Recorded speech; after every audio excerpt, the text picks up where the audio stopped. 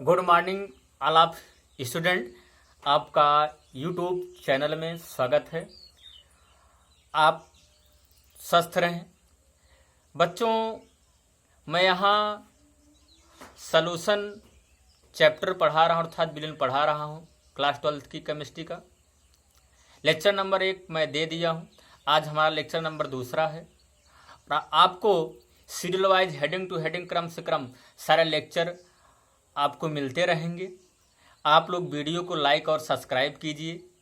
कुछ बच्चे होते हैं सब्सक्राइब नहीं करते हैं, लाइक नहीं करते हैं, तो सब्सक्राइब ना करने से उनको सीरियल वाइज वीडियो नहीं मिल पाएगा। अगर आप लोग सीरियल वाइज सब्सक्राइब कर देंगे तो वीडियो आपको सीरियल वाइज मिलता रहेगा। आपको पढ़ने में आसानी होगी। चैनल को खोलकर आप पढ़ सकते हैं। बच्चों, मैं पिछले टर्म पर आपको सॉल्यूशन की डेफिनेशन बताया और सॉल्यूशन के कंपोनेंट्स बताया, सॉल्वेंट और सॉल्यूट के विषय में बताया। फिर हमने बताया सॉल्यूशन के टाइप्स, सॉल्यूशन के प्रकार मैंने बताया।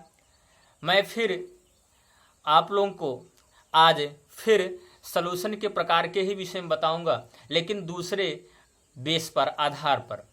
तो बच्चों, सांद्रता के आधार पर विलेन अर्थात सॉल्यूशन 2 प्रकार के होते हैं। On the basis of concentration solution are 2 types. पहला है डाइल्यूट सॉल्यूशन और दूसरा है कॉन्सेंट्रेट सॉल्यूशन। बच्चों, डाइल्यूट सॉल्यूशन को तनु विलेन कहते हैं हिंदी में, और कॉन्सेंट्रेट सॉल्यूशन को हिंदी में सांद्र विलेन कहते हैं। बच्चों, आप लोग 12th में जब या 11th में केमिस्ट्री का जब प्रैक्टिकल करने जाएंगे, लैब में आप लोग जाएंगे, वहां पर देखेंगे कि बाटल रखी रहती है लैब में रैक के ऊपर, तो उसमें आपका लिखा रहता है DIL डॉट करके। इसका मतलब होता है डाइल्यूट सॉल्यूशन, और वहां लिखा रहता है CONC कांक। इसका मतलब होता है कॉन्सेंट्रेट सॉल्यूशन। ठीक, कॉन्सेंट्रेट सॉल्यूशन अर्थात यहाँ तनु और सांद्र विलेन।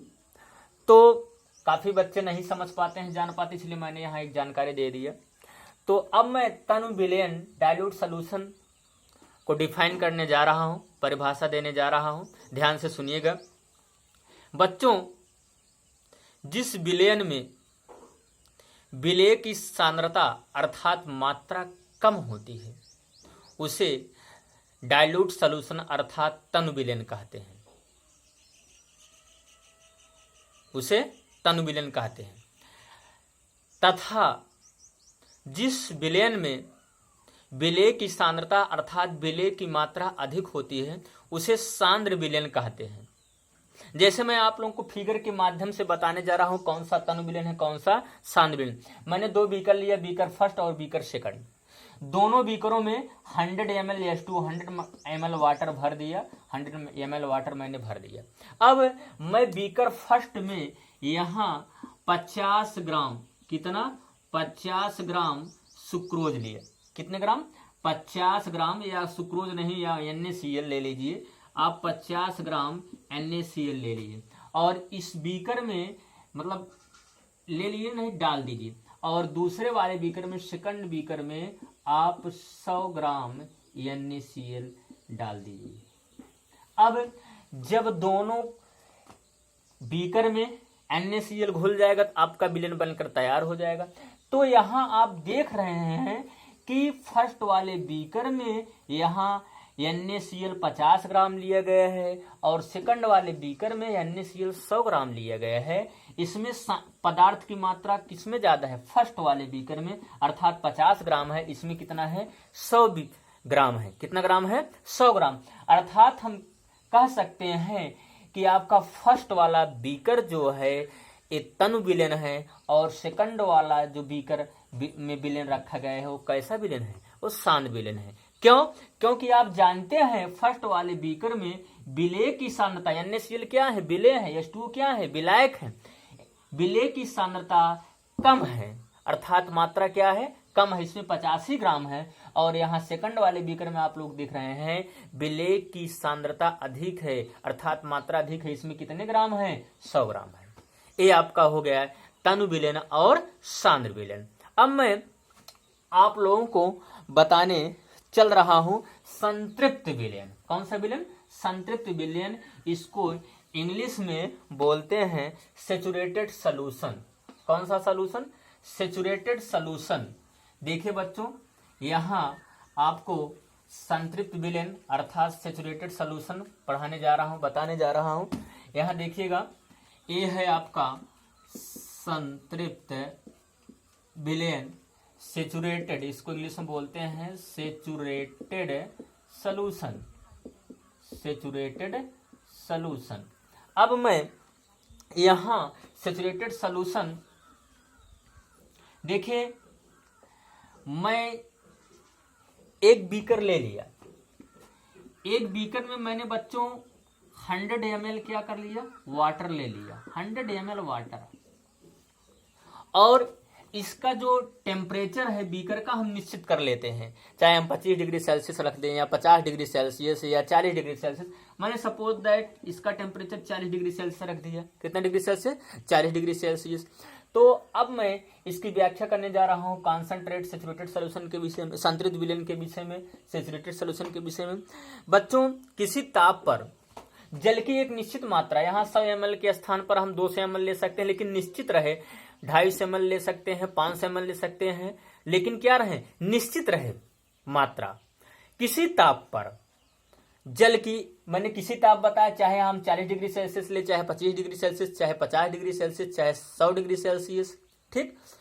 तो किसी ताप पर जल की एक निश्चित मात्रा में थोड़ी चीनी डालकर, जल की एक निश्चित मात्रा में थोड़ी चीनी डालकर हिलाने पर चीनी जल में विलीन हो जाती है, अर्थात क्या हो जाती है? घुल जाती है।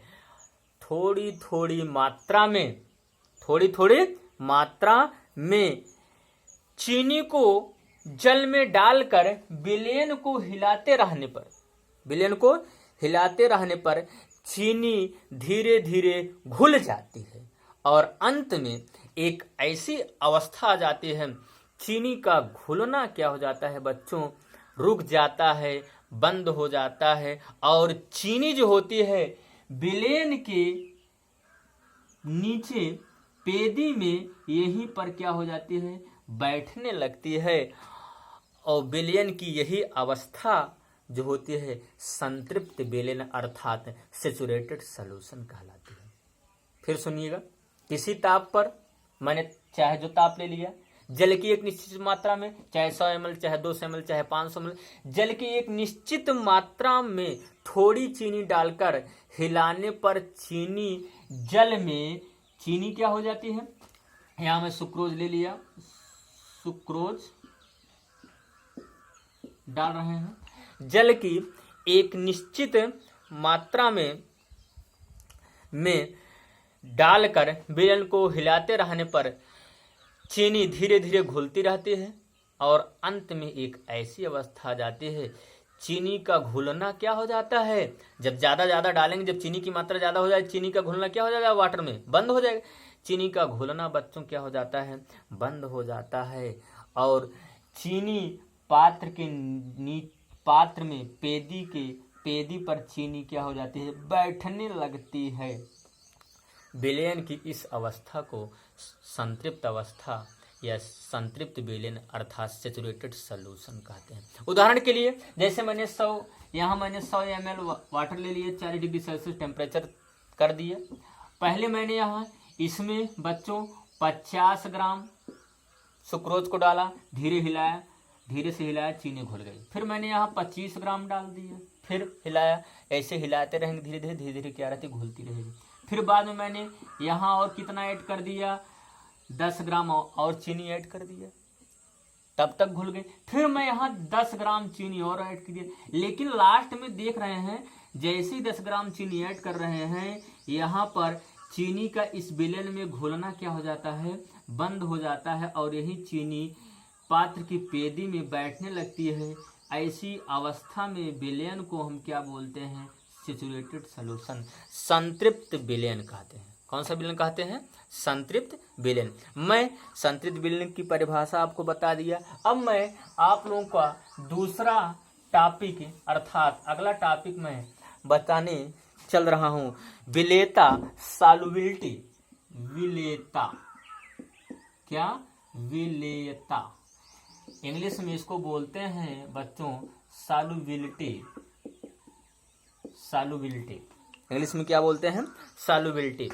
विलेयता अर्थात कितना कैपेसिटी है घुलने की, कितनी क्षमता है इसकी क्या घुलने की। तो बच्चों किसी पदार्थ की वह मात्रा, कोई भी पदार्थ हो उसकी एक मात्रा हो, किसी पदार्थ की वह मात्रा जो निश्चित ताप पर, ताप क्या करना चाहिए? निश्चित करना चाहिए, चाहे 40 डिग्री सेल्सियस चाहे 50 डिग्री सेल्सियस ताप निश्चित होना चाहिए। किसी पदार्थ की वह मात्रा जो निश्चित ताप पर 100 ग्राम विलायक को संतृप्त करने के लिए आवश्यक होती है, उसे पदार्थ की विलेयता कहते हैं। उसे पदार्थ की क्या कहते हैं? विलेयता कहते हैं। फिर एक बार डेफिनेशन सुनिएगा बच्चों, किसी पदार्थ की वह मात्रा जो निश्चित ताप पर 100 ग्राम विलायक को संतृप्त करने के लिए आवश्यक होती है, पदार्थ की विलेयता कहलाती है। ठीक, जैसे यहाँ पर मैंने यहाँ ले लिया था 100 ml, क्या ले लिया था बच्चों? वाटर H2 ले लिया था, और इसको संतृप्त करने के लिए जितने ग्राम सुक्रोज की क्या होती है? सुक्रोज की आवश्यकता होती है, उस सुक्रोज की वही क्या कहलाएगी? विलेयता कहलाएगी। क्या कहलाएगी? विलेयता। अब मैं आप लोगों को अगला टॉपिक यहाँ अति संतृप्त विलेन सुपर सैचुरेटेड सॉल्यूशन के विषय में बताने चल रहा हूँ बच्चों।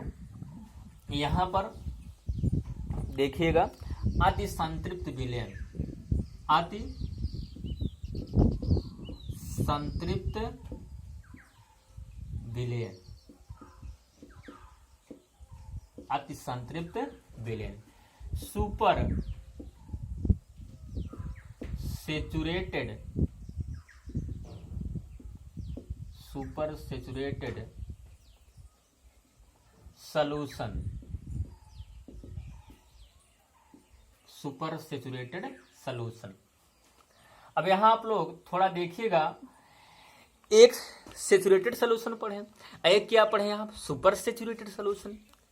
नाम से यह स्पष्ट हो रहा है कि जो सुपर सैचुरेटेड सॉल्यूशन है, सैचुरेटेड सॉल्यूशन की तुलना में उसमें जो होते हैं विलेय की मात्रा अर्थात पदार्थ की मात्रा क्या होगी? थोड़ा अधिक होगी। क्या होगी? थोड़ा अधिक होगी। तो हम इसकी डिफिनीशन इस तरीके से दे सकते हैं, निश्चित ताप पर, निश्चित ताप पर किसी विलेयन को, कोई भी विलेयन हो, निश्चित ताप पर, जैसे इसमें हम 100 ग्राम NaCl डाले थे, ये आपका विलेयन हो गया है। इसी में जो हम 100 ग्राम NaCl डाले तो विलेयन हो गया है। तो हम कह सकते हैं निश्चित ताप पर किसी विलेयन को संतृप्त करने के लिए आवश्यक मात्रा से अधिक पदार्थ है जिस विलेयन में उपस्थित होता है, उसे हम क्या बोलते हैं? अति संतृप्त अर्थात सुपर सैचुरेटेड विलेयन कहते हैं। तो बच्चों हम कह सकते हैं, जैसे यहाँ उदाहरण के तौर पर, जैसे मैंने ले लिया कि यहाँ 100 ग्राम NaCl इस 100 ml वाटर में डाल दिया, तो विलेयन हमारा क्या हो गया? संतृप्त विलेयन हो गया। उससे भी अधिक मात्रा, जैसे मैंने यहाँ 25 ग्राम और ऐड कर दिया, उससे भी अधिक मात्रा जिस विलेयन में उपस्थित होती, अर्थात संतृप्त करने से भी अधिक मात्रा जिस विलेयन में उपस्थित होती है, उसी को क्या बोलते हैं? Super saturated solution. तो हम एक बार फिर डिफिनीशन दे सकते हैं बच्चों, निश्चित ताप पर किसी विलेयन को संतृप्त करने के लिए आवश्यक मात्रा से अधिक पदार्थ जिस विलेयन में उपस्थित होता है, उसे हम अति संतृप्त विलेयन, सुपर सैचुरेटेड विलेयन कहते हैं। मैं आप लोगों को अगले टर्न पर विलेयता को प्रभावित करने वाले कारक, solubility effect, factor of solubility effect के विषय में आप लोग को मैं बताऊंगा। जय हिंद।